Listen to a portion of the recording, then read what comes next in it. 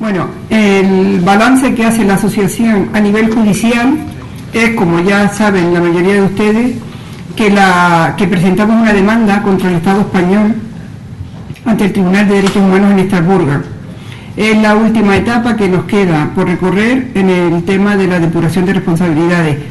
Siempre quiero aclarar, por lo que investigó el juzgado de instrucción número 11 de Madrid, porque hay otros temas relacionados con la tragedia que quedaron sin investigar, por cuanto que el juez del número 11 dijo que investigaba del 20 de agosto hacia adelante. Lo que ocurrió después no era materia de su investigación, porque investigaba la muerte y las lesiones de las personas del 20 de agosto, no las circunstancias que llegaron o que produjeron esa catástrofe. Nosotros desde luego nunca comprenderemos, ni como ciudadanos de este país, ni como ciudadanos del mundo y de todo lo que hemos visitado, que la investigación que se hizo amparará la impunidad en el transporte aéreo. Siguen despegando cada día aviones y, como en nuestro caso nadie fue penalmente responsable, pues se siguen con las presiones y siguen pues con todo lo que supone despegar un avión que no está en condiciones de hacerlo. A nivel institucional, ya he dicho antes los logros que la asociación ha conseguido. Quiero recordar que siempre no hay iniciativa ni del Estado español ni de ningún ministerio. Siempre han ido a remolque de lo que se ha conseguido fuera, es decir, hay que ir a Europa, hay que ir a hablar con los europarlamentarios franceses. Francia ha tenido muchos accidentes aéreos. Tampoco quiero que se vean mis palabras como que estoy poniendo de ejemplo a nadie, pero ha aprendido de esos accidentes aéreos que ha tenido. Y quiero recordar que en el caso del accidente del Concorde fueron tan estrictos cuando detectaron los errores, que incluso la joya de la corona en aviación francesa, que era el Concorde, desapareció. Se condenó al ingeniero que lo diseñó y ese modelo de avión desapareció. Nosotros desde luego estamos a años luz de que eso pueda ocurrir en España, pero quiero reflejarlo aquí, de que cuando en el año 2010 vamos al Parlamento Europeo, vamos de la mano de las asociaciones francesas. Ellos tenían un ponente del Reglamento Europeo 996/2010 y nos permitieron exponerle delante de la Comisión de Transportes y Turismo del Parlamento Europeo, donde malsanamente estaba Magdalena Álvarez, de eurodiputada. Excuso decirles a ustedes el brinco que dio cuando la francesa presentó a las víctimas españolas de la asociación, y fuimos a exponerle tres cosas, o queríamos conseguir tres cosas. Una, que España tuviera un plan de asistencia a víctimas, porque nosotros no solo padecimos una tragedia, sino una gestión caótica de lo que ocurrió después. Dos, que las listas de los pasajeros se entregaran en un plazo razonable y no en casi día y medio, como pasó en nuestro caso. Y tres, que los informes oficiales de las comisiones oficiales de investigación se entregaran a las familias y a las asociaciones si existían. Desde luego las tres cosas se metieron en el artículo 20, 21 y 22 de ese reglamento europeo, y con ese reglamento europeo vinimos a España y presionamos al Ministerio de Fomento para que hiciera el plan de asistencia a víctimas. Estoy hablando finales del año 2010. El Real Decreto del Plan de Asistencia a Víctimas se publicó el 3 de agosto del año 2013. Ese Plan de Asistencia a Víctimas lleva aparejado un protocolo de coordinación de recursos de protección civil. En ese protocolo, que se publicó el 26 de mayo de 2014, hartos de estar trabajando y haciendo un trabajo que realmente tenía que hacer la Administración y a iniciativa de la Administración, no de las víctimas, pues pedimos y casi exigimos que en ese protocolo se reconociera el trabajo que hace la asociación, y al final de la introducción se destaca la participación de la asociación en la elaboración de ese protocolo.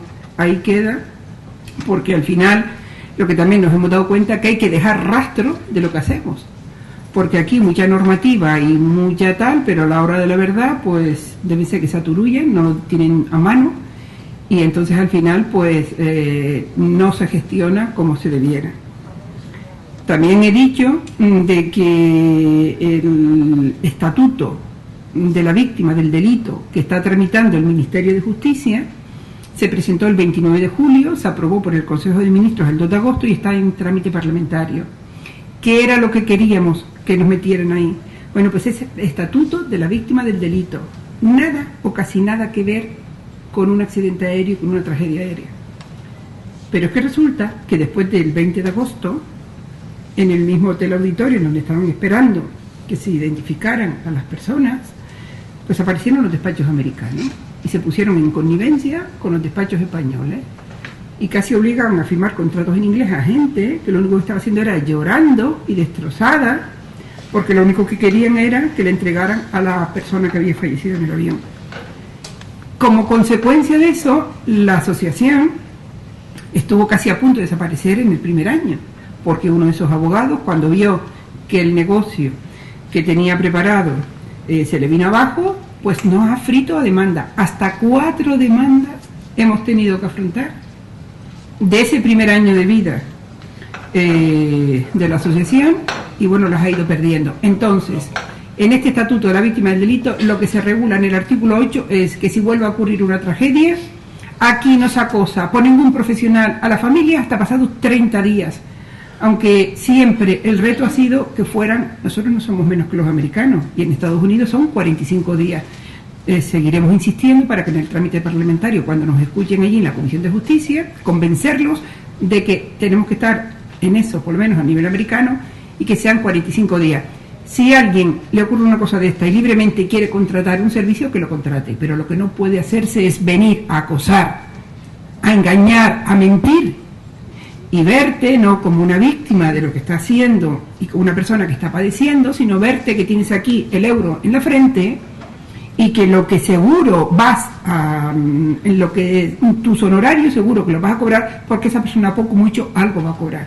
Y aquí los porcentajes del 15 y el 20% en aquellas fechas, pero es que lo más dramático que el año pasado con el accidente de Santiago, las familias recluidas en un sitio de asistencia y otro tío repartiendo tarjetas para captar otra vez clientes. Otra vez allí los han tratado un poquito mejor, porque a las personas que firmaron les cobraban el 20% y a los de Santiago el 15%, ¿vale? Entonces, en el artículo 8 del Estatuto de la Víctima del Delito, y eso ha sido un logro brutal, porque que una víctima de una gran catástrofe esté metida en un Estatuto de la Víctima del Delito es impensable, pero bueno, ahí está, y desde luego estamos bastante satisfechos con ese logro. Luego, lo de la Red Europea de Víctimas de Grandes Catástrofes, 5 países, y ahora mismo esto está sirviendo, por ejemplo, con el accidente de Mali. En ese avión de Swifter iban la mayoría pasajeros franceses y la Asociación de Víctimas en 24 horas, la FEMBAC francesa en 24 horas se reunió con el presidente de la República. Aquí no estamos acostumbrados a eso, a lo mejor muchas más muertes y tal, pues hace que las autoridades, en vez de tener miedo y tal, pues se presenten a dar la cara con las víctimas, a mirarlas a la cara y a decirle, bueno, pues esto en fin, nosotros estamos aquí porque primero que nada les tenemos que pedir a ustedes perdón, porque los recursos que gestionamos no han estado bien gestionados y le tenemos que pedir perdón. A nosotros 6 años más tarde nadie nos ha pedido perdón, nadie, ni la compañía aérea, ni el Ministerio de Fomento, ni el que investigó, ni los jueces, nadie, al contrario. Pero bueno, aquí estamos. El día 20 de agosto de hace 6 años nos mataron, pero les va a costar bastante enterrarnos. Y luego, esto mismo que hemos hecho en Europa, y que lo intentamos primero en España, lo he dicho antes, con las asociaciones de víctimas de grandes catástrofes, la del Metro de Valencia, la del Ya 42, la del Albia, una familia del Madrid Arena, los familiares de Couso, accidentes pequeños y tal. Porque claro, ¿cuál es la trampa cuando pasa esto? Vienes al aeropuerto, o vienes a la estación del tren, o despides en cualquier sitio a las personas, el avión no llega a destino, el tren no llega a destino, el metro, dejas que tu hijo vaya a un sitio a divertirse y resulta que la seguridad brilla por su ausencia, que les permiten hacer de todo y más, y luego resulta que ocurre la tragedia, tú estás que no sabes ni dónde estás, no eres capaz emocionalmente ni de estar en la realidad, y mientras todo esto está ocurriendo, pues los que gestionan esa seguridad están haciendo simplemente su trabajo, que es que nunca se sepa lo que pasó. Y todas las tragedias son iguales. Y al final, esto de que esta asociación ha ido por ahí a ver lo que había y lo ha traído aquí, pues al final se han convencido a estas asociaciones y hemos creado redes, la red de víctimas españolas. Y una de las principales cosas que nos ha unido es la investigación de las tragedias.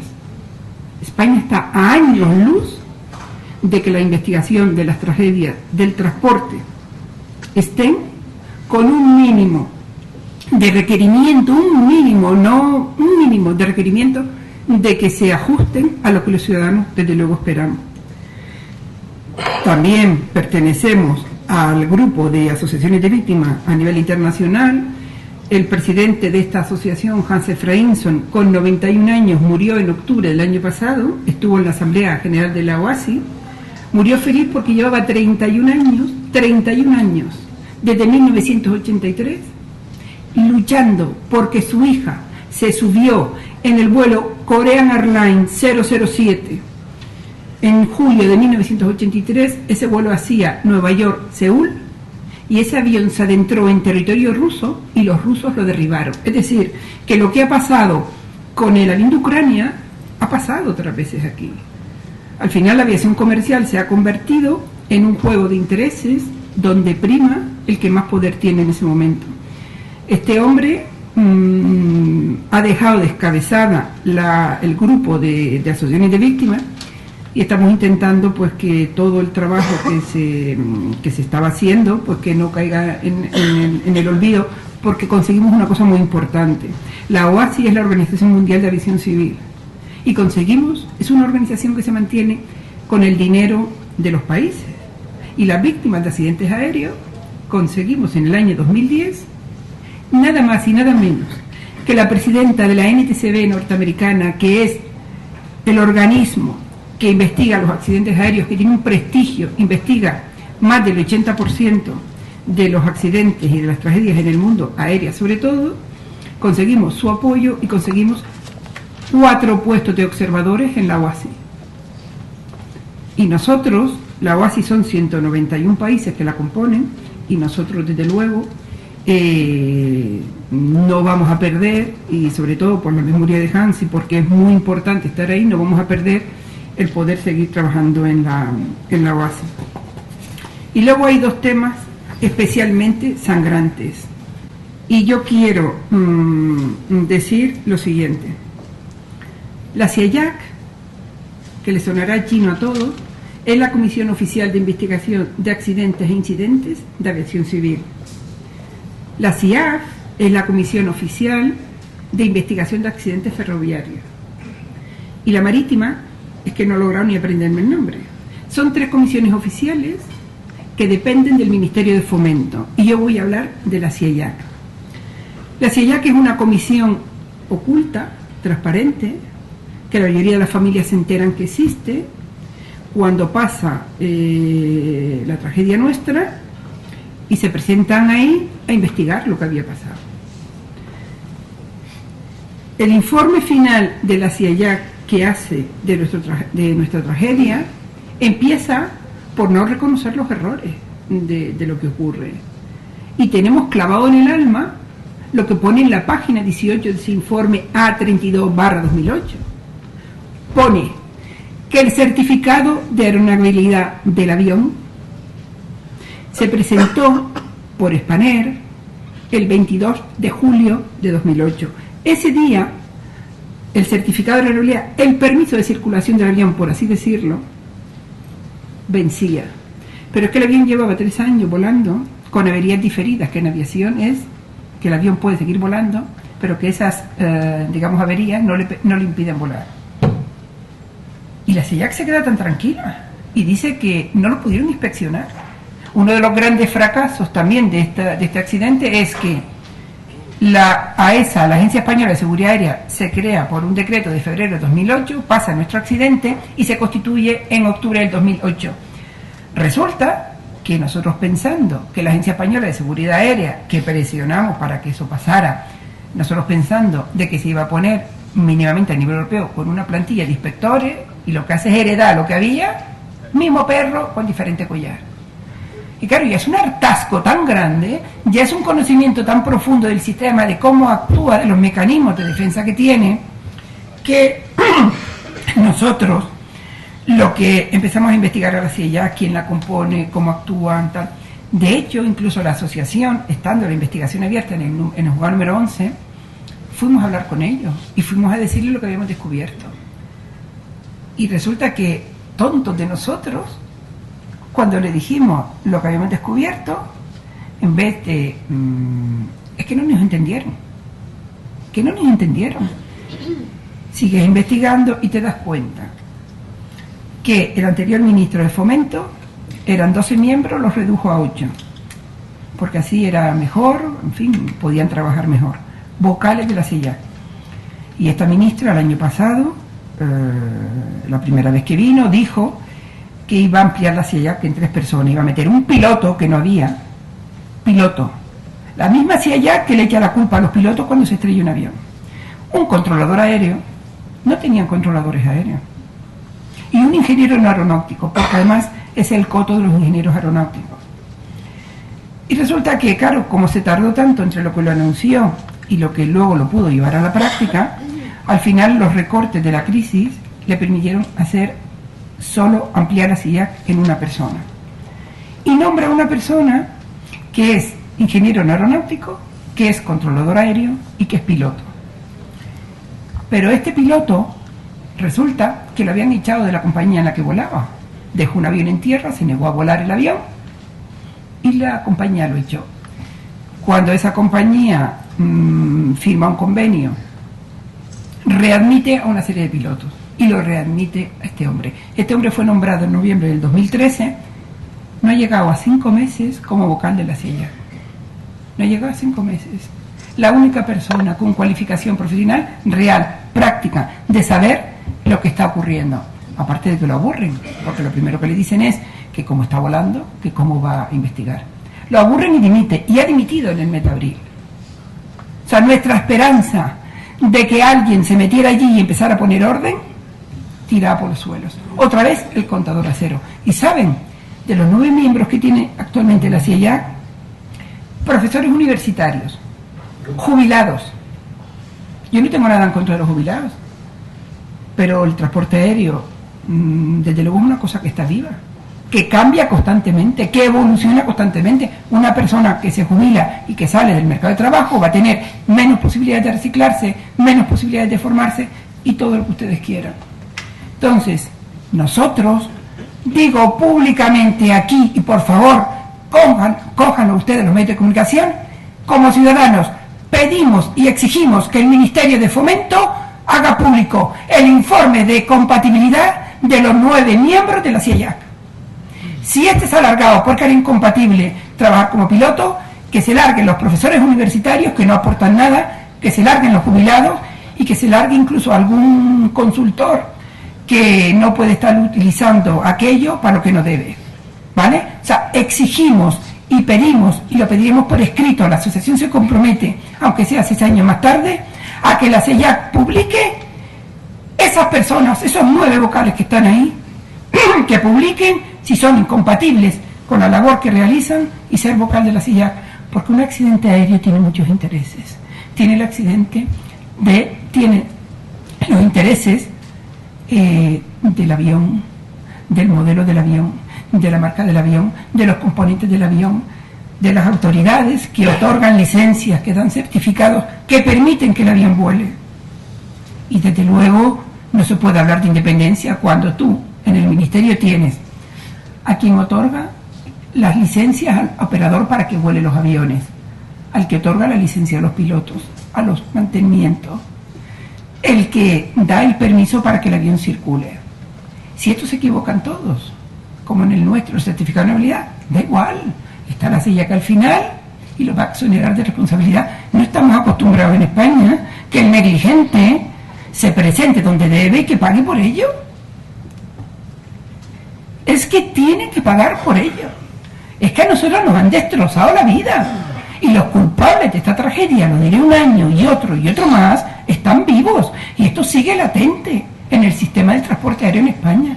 Y tenemos que denunciarlo. Y les voy a demostrar En cuanto yo acabe de hablar, les voy a mostrar que eso es absolutamente verdad. Denunciar. Y también quería decirles una cosa.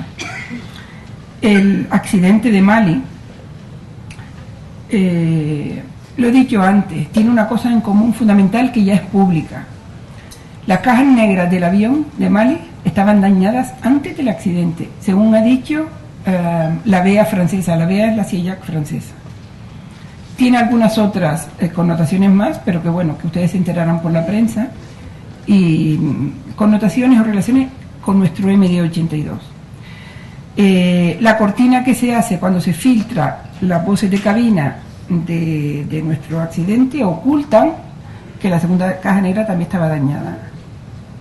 O sea, de las dos cajas negras del avión, una estaba dañada antes del accidente. Esas son las averías diferidas que permiten volar un avión, pero que cuando se estrella no dejan rastro. Entonces nosotros, con el tema de Mali, estamos muy esperanzados de que la BEA francesa investigue el MD83 y a ver hasta dónde llega. A lo mejor resulta que tienen suerte y consiguen llegar incluso a los fallos de diseño que tiene, por mucho que los pilotos digan, la serie MD80 tiene una serie de fallos que desde luego McDonnell Douglas ni Boeing hoy se va a preocupar en absoluto. Muchas veces me pregunto, cuando veo y leo el avión estrella, el 777 de Boeing, el tema de las baterías del cableado, muchas veces me pregunto si de estos barros son los lodos que nosotros hemos padecido, porque un tema de cableado parece que la aviación solo evoluciona el escaparate, pero que las tripas siguen haciendo lo mismo. Y luego el segundo tema es el derecho de los pasajeros del vuelo JK 5022. De verdad, que nadie piense ni un solo momento y que se ponga en nuestro lugar que estamos aquí por el tema del dinero. Es que lo maldecimos. Es que no hay dinero que nos pague lo que nos han hecho. No hay dinero en el mundo que nos pague lo que nos han hecho. En el caso de Rafa Vidal, 6 años torturado con hierros en la pierna. Ustedes no se pueden imaginar lo que es ni siquiera dormir con ese hierro en la pierna. Y esta persona, la aseguradora Mapfre y el Estado que se lo permite, intenta comparar esto con lo mínimo que se despacha en el mercado para tapar las responsabilidades. Desde luego es que no hay derecho. Es que hoy somos nosotros, pero mañana serán ustedes, porque los derechos de los pasajeros que se subieron al vuelo nuestro antes, el Convenio de Montreal, esto es el boletín oficial del Estado, esto está publicado en España, esto a quién obliga, porque esto no obliga a la aseguradora Mapfre, porque no la obliga a cumplir con lo que debe, y es respetar los derechos de los pasajeros. El artículo 17 lo pone bien claro: un accidente aéreo es culpa del transportista, salvo que pruebe que se debió a una causa ajena a su plantilla, a su compañía.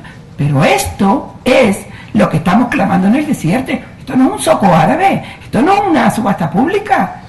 Es que el mensaje que está intentando llegar a ser Mapfre a la sociedad es que somos insaciables, que nos estamos llorando, y claro que estamos llorando por los nuestros, no por su puñetero dinero.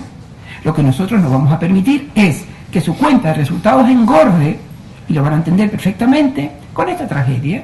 O sea, que hay una póliza de 1.500 millones de dólares y Mapfre dice que esto con 12 millones de euros se resuelve. 12 millones de euros. Y nosotros vamos a permitir desde la asociación, con el compromiso moral que tenemos encima, que se salga Mapfre con su objetivo. Que es decir, de 1.500 millones me gasto 20 en esto, a estos muertos de hambre o estos ya desfallecidos de tal, porque es verdad que nos han enterrado. Estamos muertos en vida, sobre todo los padres y las madres y los hijos que han perdido a sus padres. Pero antes de que nos entierren, vamos a dar una guerra que a ver quién la gana. Y desde luego la sociedad en ese sentido tiene que ser solidaria. Todo el que coge un avión en España tiene que saber que sus derechos de pasajero están en peligro. Es que lo tiene que saber. Y desde luego, una de las maneras que nosotros hemos pensado que esos derechos ya quedarán perennes es que con el vuelo nuestro, Mapfre se vea obligada a pagar tanto que casi tiemblen sus paredes y se arruine. Porque es que realmente deberían de ser arruinados como estamos nosotros. Y desde luego, con esa póliza que ya estaba reasegurada en el mercado de Londres que tiene, es lo que le duele el bolsillo, ¿vale? ¿De acuerdo? A nosotros nos duele el alma y para eso no hay remedio, pero para tu bolsillo sí. Por tanto, cumplan ustedes los derechos de los pasajeros, respétenlo, las leyes están para todos y ustedes lo que tienen que hacer es ni más ni menos que con esa póliza darle a cada persona que perdió a lo suyo en el avión, darle lo que le corresponde. Yo, además, para más escarnio de todo esto que estoy contando, ¿cómo podemos nosotros quedarnos tranquilos cuando resulta que lo que ha consignado Mapfre es lo que le paga por un año de trabajo a sus consejeros? Ustedes saben lo que es ser consejero de una empresa, sentarte allí una vez al mes, que te den una pasta, que te inviten a comer, que te den un regalo y que te vayas a casa. Pues un año de trabajo de los consejeros de Mapfre del 2012 es la vida de 154 personas y las lesiones en 18 supervivientes. Y yo ahora, para que vean que es verdad lo que decimos, que los errores que produjeron esta tragedia están latentes en el sistema, he invitado hoy a esta rueda de prensa a un piloto, Miguel Ángel Gordillo, que le va a explicar lo que pasa en España cuando un piloto de una compañía aérea se niega a volar un avión porque no está en condiciones. Hasta ahora lo ha estado diciendo la asociación. Hoy aquí hay un valiente, y yo le agradezco que se haya sentado hoy aquí y que dé su testimonio de lo que le pasa a un profesional que se atreve a cumplir con los procedimientos de seguridad y las normas de seguridad, porque parece que en España hay mucha normativa, pero pues eso, muchas veces de decoración. Entonces yo les invito a que no solo lo escuchen lo que tiene que decir, sino que incluso le hagan las preguntas que tengan que hacerle. Michel, tu turno. Gracias, Pilar. Buenos días. Me llamo Miguel Ángel Gordillo. En el año 2006 era miembro del SEPLA, de la Comisión Técnica para la Seguridad Aérea, cuyos objetivos eran luchar contra la palpable reducción de la seguridad en los aviones comerciales españoles, consecuencia de la reducción de gastos de mantenimiento. También era comandante de Iberia, cuando fue despedido por la propia Iberia por no aceptar volar un avión que ponía en peligro tanto a mi pasaje como a mi tripulación. El SEPLA, el Colegio de Pilotos y los dos únicos inspectores de operaciones de vuelo de la entonces Dirección General de Aviación Civil, el señor Aguado y el señor Rosell, apoyaron plenamente mi decisión y criterio profesional, llegando incluso a la Inspección del Estado a pedir la paralización de las operaciones de Iberia por atentar contra la seguridad. Por un lado, el despido fue calificado como improcedente y destacando el señor juez la actuación profesional del comandante, pero al no violarse ningún derecho fundamental no pudo dictar mi readmisión. Por otro, como bien saben ustedes, por interés comercial nunca se paralizaron los vuelos. Incluso la Dirección General de Aviación Civil, con el visto bueno del entonces Ministerio de Fomento, llegó a anular a los propios inspectores por presiones de Iberia. Desde entonces he pasado a ser una cabeza de turco para las compañías españolas, la misma imagen de la consecuencia de no obedecer una orden de una compañía cuando esa orden es contraria a la seguridad. El único objeto es condicionar el criterio facultativo de los comandantes y, por ende, lamentablemente, se condiciona la mismísima seguridad de vuelo. El triste accidente de Hispania no puede quedar estéril. El muy alto grado de profesionalidad de la tripulación no pudo hacer frente al MIF que se produjo. MIF significa Maintenance Induced Failure, significa errores inducidos por mantenimiento. Una avería con historial de varios días, SETECO Warning System en el operativo, catalogado como nuevo, que significa sencillamente que el avión no puede volar, no fue tratada ni reconocida por el mantenimiento de la compañía, y de hecho ni siquiera consultaron los manuales aquel fatídico día del accidente. De hecho, el comandante sí aportó datos concluyentes y regresó al aparcamiento para tener una avería rectificada. No solamente no se arregló el avión, sino que se le produjo una avería que no existía, es decir, se desconectó la calificación de pitot, dejando el avión limitado en su operación. Lamentablemente conocemos todas las consecuencias. La presión que todos los pilotos hemos sufrido para sacar el avión en hora, presión de la compañía y de los propios pasajeros a veces, no facilita la toma de decisiones, lo que llamamos el criterio facultativo del comandante, y sencillamente abre las puertas a los accidentes.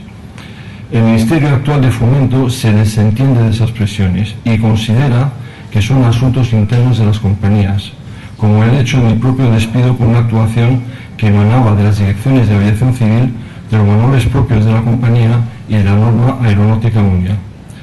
Pero sí concede al Ministerio del Fomento a la señora ministra la seguridad aérea, la vida de las personas a bordo y las que están en tierra. No olvidemos que cuando un avión tiene un accidente, de hecho muchos accidentes en España se ocultan como incidentes, también puede haber víctimas en tierra donde el avión cae. Si la tripulación del JK 5022 se hubiese negado a hacer aquel vuelo, es probable que el comandante hubiese sido despedido. De hecho, hay varios pilotos despedidos en situaciones similares, por ejemplo, en Airbus, cuando existía.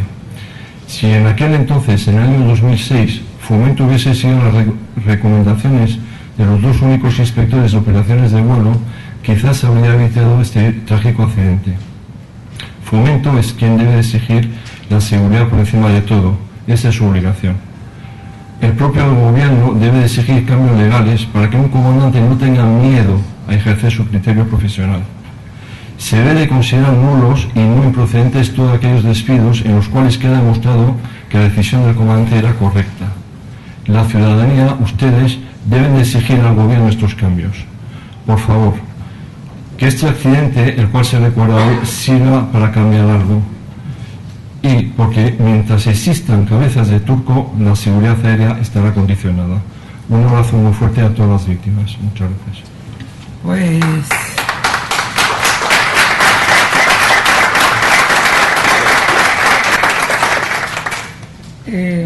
Víctor García es el padre de Antonio García Luna, que era el piloto del JK 5022.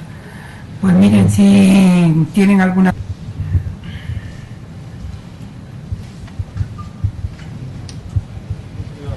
Ángel Gordillo, han pasado 8 años desde que dejó en tierra aquel avión y tal.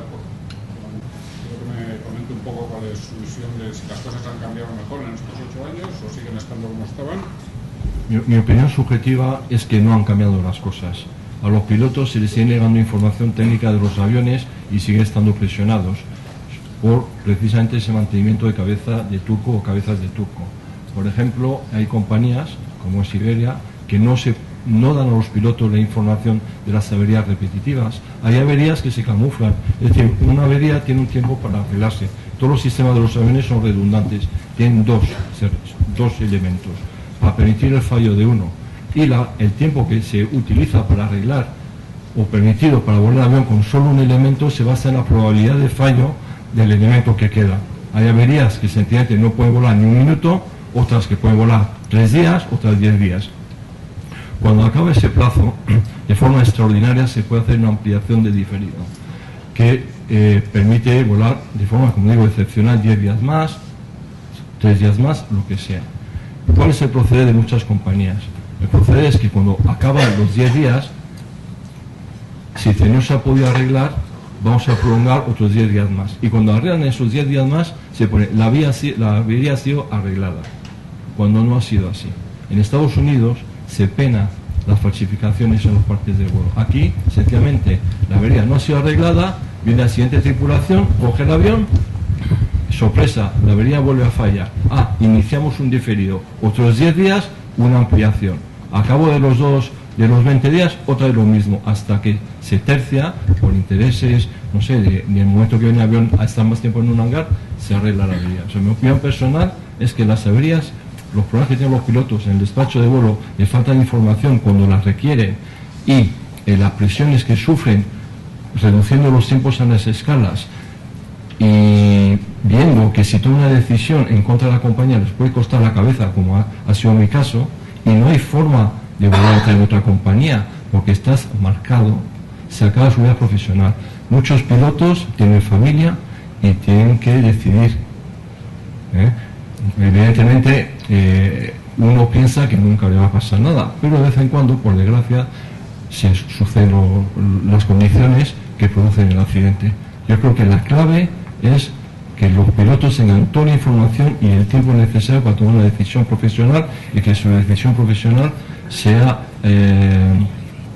protegida, para que no tengan miedo a tomarla. Por supuesto, el piloto que se equivoca una y otra vez, a la calle, no tengo ninguna duda. ¿Que le podamos responder? ¿Sí? Dale. Vuelvo sobre lo mismo. SEPLA sabrán realmente que esto sucede. ¿Cuál es la postura oficial de SEPLA? Defienden ellos mismos. Aquí tenemos el colegio de pilotos, no sé si ha venido alguien de SEPLA a esta conferencia. La posición oficial, por supuesto, es hacer frente a estos problemas, pero la forma de hacerlo, pues a lo mejor podría ser más, quizá la palabra radical no sea la correcta, pero no sé qué calificación ponerlo, porque los movimientos que se hacen no se consigue cambiar las cosas.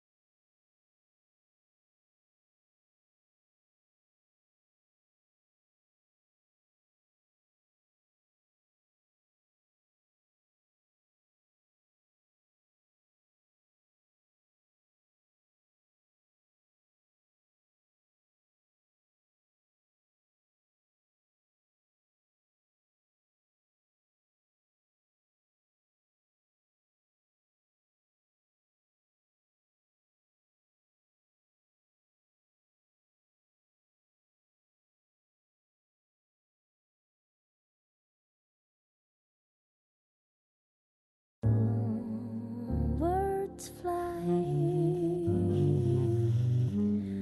birds fly over the rainbow. Why? Then why can't I?